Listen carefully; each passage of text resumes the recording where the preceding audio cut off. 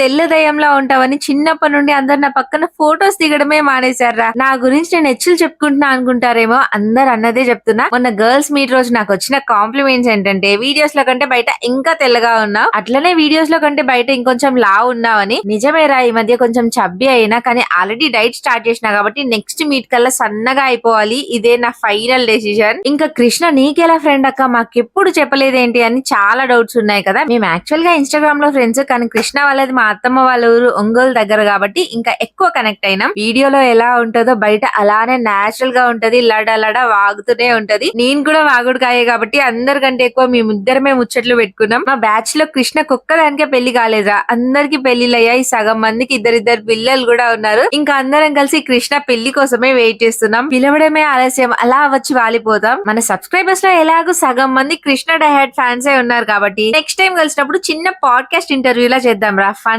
Rapid questions అన్ని ఉండేలా. మీరేమంటారో comments లో చెప్పండి.